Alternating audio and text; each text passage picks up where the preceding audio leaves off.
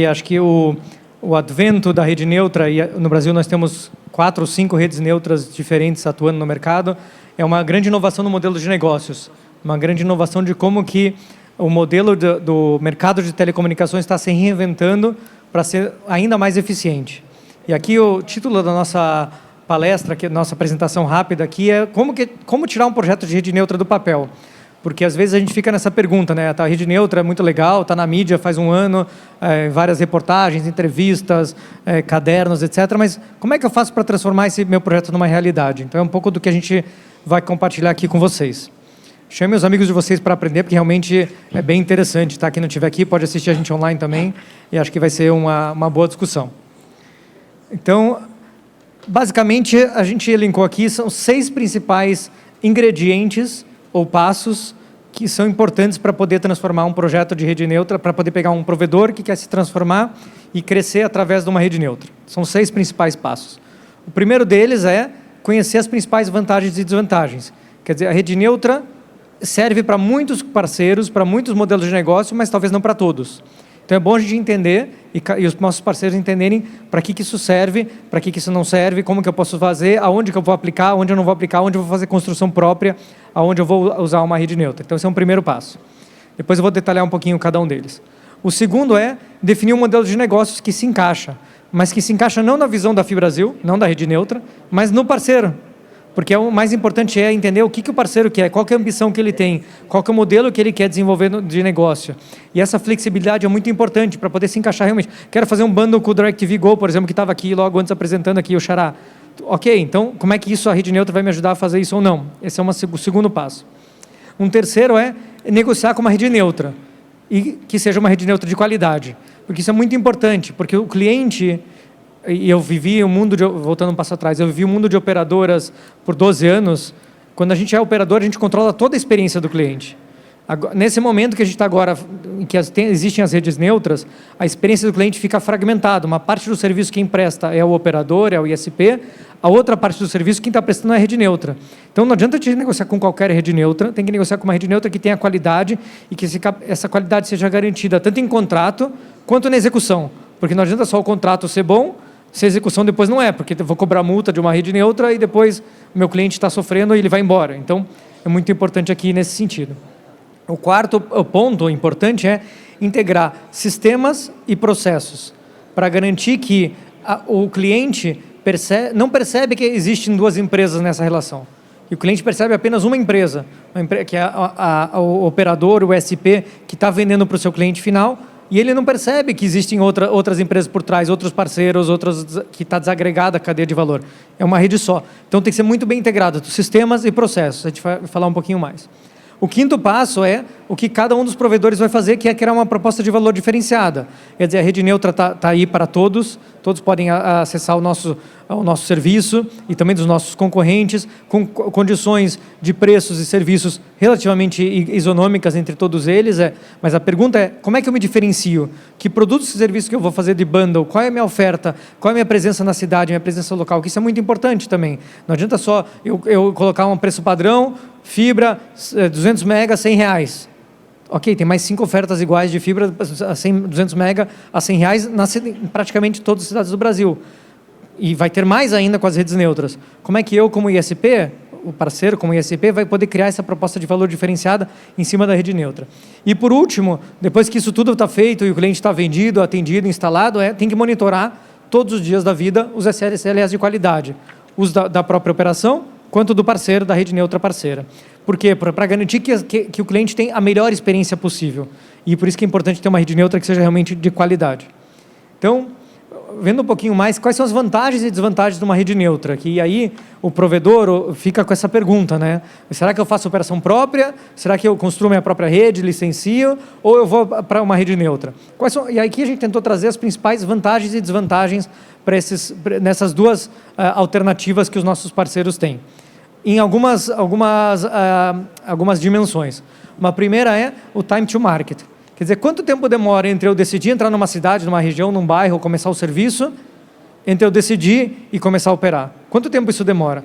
Se eu vou construir a minha rede numa cidade, fazer o projeto, pedir licenças, montar a equipe, achar o lugar onde eu vou colocar meu ponto de presença, fazer todo o processo de construção, pode demorar 6, 12 meses ou até mais, dependendo do processo que acontecer. Se é numa rede neutra, que já está com as cidades construídas, é questão de poucas semanas para começar a operar. De realmente poucas semanas de integração de sistemas, de processos, de outras coisas que a gente vai falar, mas é muito rápido esse processo. O segundo ponto, a segunda dimensão é quais são os investimentos que eu vou ter que fazer para fazer a startup desse processo. Se eu vou fazer uma rede própria, eu tenho que fazer mais investimento. Eu tenho que ter como eu falei, fazer o projeto, comprar os materiais, construir a rede e operar ela para mim, para ele mesmo, quer dizer, para o ISP. E é um investimento bastante alto, R$200 por casa passada, R$1.000 pelo cliente instalado, números redondos mais ou menos de mercado.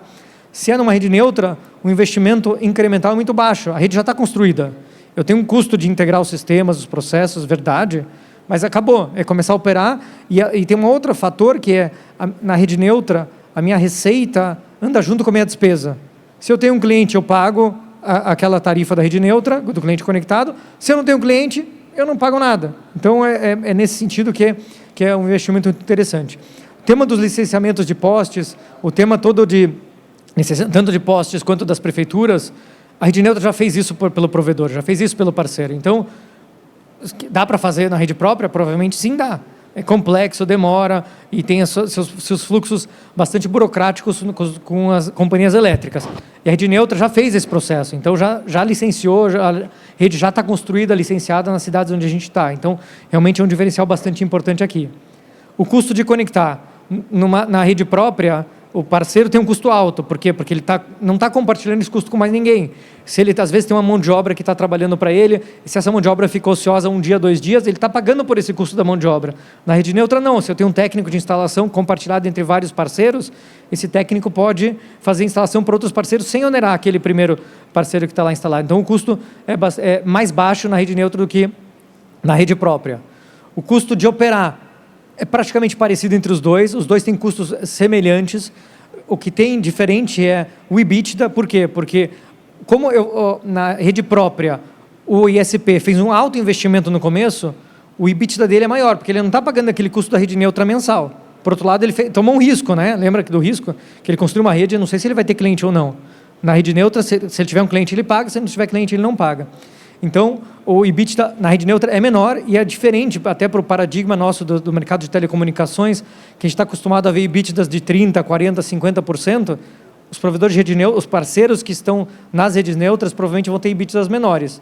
Só que o último fator, que talvez é o mais importante, o retorno do investimento, que é o que mais importa no final, é muito maior. Porque eu investi muito menos, tive uma receita recorrente e tive esse retorno do investimento muito mais rápido se eu fizer através de uma rede neutra do que uma rede própria. Por isso que a gente acha importante entender essas vantagens e desvantagens quando qualquer parceiro nosso estiver vindo conversar com a gente ou com qualquer das outras redes neutras. O tema do modelo de negócios e de como que a gente divide isso é bastante interessante, porque dependendo da rede neutra que você conversa, tem modelos de negócios mais flexíveis ou menos flexíveis. O que a gente acredita na FiBrasil é que a gente tem que fazer um modelo de negócio que funciona para o nosso parceiro e não para a gente. Então, se o parceiro, por exemplo, quer fazer o backbone, quer fazer toda a transmissão, quer fazer a autenticação desse cliente na internet, ele já tem uma infraestrutura ali naquela região, já tem um custo barato, etc., ok, ele pode fazer, não tem problema nenhum. Se ele quiser que a FiBrasil faça por ele, a gente faz também, podemos fazer por ele esse serviço. Tem a parte que a FiBrasil faz, que no final é o nosso core business, que é a parte do agregador, da OLT, da planta externa, da fibra na rua, vamos chamar assim. E aí tem o outro lado, que é o casa cliente.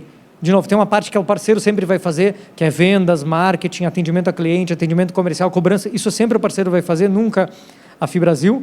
Mas as outras coisas todas podem variar. Então, o técnico da casa cliente, quem vai fazer? A FiBrasil ou o parceiro? Tanto faz. Quer dizer, não faz não. O parceiro pode escolher, dependendo do que valer a pena para ele. E dependendo da dinâmica dele. Ele pode, inclusive, começar num modelo e migrar para outro. Quero começar numa cidade, FiBrasil faz os técnicos para mim e depois, se eu tiver sucesso, eu assumo essa parte. Tudo bem, não tem problema. Funciona também. Então, essa flexibilidade, a gente acredita, para o mercado de rede neutra é muito importante, para poder que se adeque à necessidade de cada um dos parceiros que quer ter um modelo diferente de trabalho. Quando a gente pensa também em integração, a gente falou em integração de sistemas, de processos, vou mostrar aqui poucos slides para falar sobre isso. Primeiro, uma integração que a gente acredita que tem que ser via APIs. A FiBrasil está usando APIs padrão de mercado do TM Forum, que é um fórum das operadoras, fórum de TI das operadoras de telecomunicações do mundo, de todo mundo, através de um API Manager que está fazendo comunicação com todos os parceiros SCPs. Então, todos os SCPs, a Vivo, que é o nosso cliente âncora, a Sky, que já está conectado com os através desse mesmo portal, e os outros parceiros todos que a gente está trabalhando para entregar, todos eles estão conectados da mesma maneira com a FiBrasil, através desse gestor de APIs, com nossos serviços que estão todos em nuvem. A FiBrasil não tem nenhum servidor físico próprio, nada, a gente está totalmente na nuvem da Microsoft, que está se conectado com a nossa rede externa. Então, esse é um primeiro passo super importante dessas integrações via APIs. E o segundo a gente entende também que os parceiros têm usado vários IRPs padrões de mercado, RBX, IXC, MK Solutions, e Voali, e vários outros aqui, que se eu posso citar ainda os outros nomes. E a gente também está trabalhando para estar integrado com esses parceiros, para que o provedor não precise fazer um trabalho de integração adicional ao que ele já está fazendo, que possa utilizar o IRP que ele já tem e está usando a nossa rede neutra. Quando a gente fala de processos também, e aqui a gente escreveu só 3 dos principais processos, que é o de instalação, o de reparo e de gestão e controle de todos os fluxos, é importante entender nessa integração com a rede neutra quem faz o quê. Quem cuida do quê? Quem cuida da conversa com o cliente? Sempre vai ser o parceiro. Verdade, mas às vezes no fluxo de instalação e de reparo, o técnico, que talvez seja da rede neutra, precisa falar com o cliente para agendar a visita. O técnico vai precisar ter alguma relação, ou o escritório de serviços que está fazendo a gestão dessa fluxo de instalação. Então, é muito importante entender esses fluxos, como que eles funcionam, como eles são integrados e quem faz o quê, para não ficar bola dividida e não ficar coisas entre as cadeiras, né? Tem 2 cadeiras, 2 empresas quase que estão trabalhando juntas, mas que não fique nada, o cliente fique sem informação. Isso. E a gente desenhou, dentro da FiBrasil, a gente desenhou 50 slides bonitos desses aqui para dizer quem faz o quê. Mas não só que a gente desenhou, a gente está implantando isso na prática para funcionar, para que os clientes tenham uma experiência única e que funcione muito bem nesse formato. Quer dizer, tem sempre o cliente, o tenant, que é o nosso parceiro, e a FiBrasil. E isso tudo varia, até pelas soluções tecnológicas nossas e do parceiro, e a gente adequa isso às necessidades de cada um deles. Quem é a FiBrasil, então? Esse é um pouco de rede neutra como um todo. Quem nós somos, a FiBrasil? A gente é uma joint venture da Telefônica, com 2 empresas, a Telefônica Brasil, no caso, que é a Vivo, a Telefônica Infra, que é uma empresa da Espanha que investe em operadoras de infraestrutura ao redor do mundo, e um fundo canadense, que é o CDPQ, que é um fundo de investimento em infraestrutura.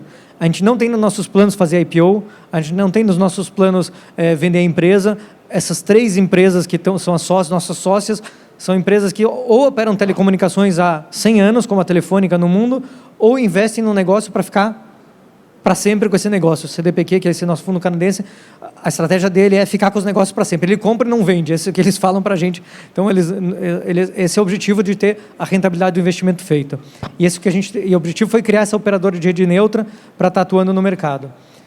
Que fatores-chave de sucesso a gente tem? Então, a transparência na negociação que a gente faz, a gente tem custos bastante competitivos para os nossos parceiros, flexibilidade no modelo de negócios para cada parceiro e para cada situação, como a gente já falou, e nós somos operadores de rede de longo prazo. Quer dizer, eu estou nesse negócio de telecomunicações há 20 anos, o Átila, que é nosso CTIO, tem 27 anos, e a gente está aqui e trouxemos um time muito experiente para poder operar isso da melhor maneira possível. O que nos diferencia versus a concorrência? Simplicidade da nossa negociação, simplicidade de falar. Somos uma empresa que temos hoje pouco menos que 300 colaboradores, queremos fazer as coisas do melhor jeito possível, do mais rápido possível, sem grandes amarras corporativas. Qualidade, quer dizer, a gente tem nosso âncora, que é a Vivo, temos a Sky também na nossa rede, então a garantia de qualidade que não precisa nem perguntar para a gente, é só ver os resultados dos nossos parceiros que estão aí operando sobre a nossa rede.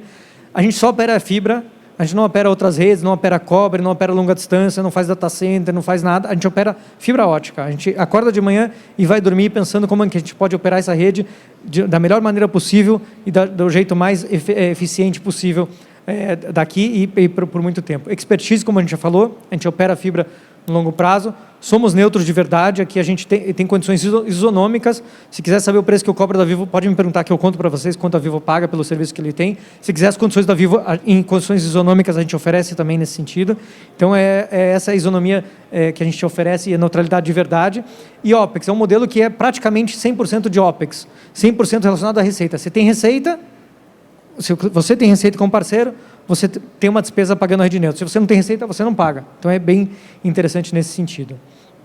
Onde a gente já está? Já estamos aí quase 100 cidades ao redor do Brasil, onde vai chegar perto de 150 no final do ano, com um pouco mais de 4 milhões e meio de homes passed ao redor do Brasil, 400 mil quilômetros de fibra praticamente também passadas aí nessas cidades todas que estão, e esse mapa é atualizado continuamente, aí a gente vai estar no nosso site, sempre se podem acompanhando como a gente vai crescendo a nossa cobertura. Nosso plano é chegar a 300 municípios, a 6 milhões de homes passed, que a gente já anunciou em alguns momentos, a gente vai acabar esse ano com 4.600, como eu falei para vocês. É isso, somos conectados que conectam. Queremos conectar vocês como parceiros aos clientes de vocês.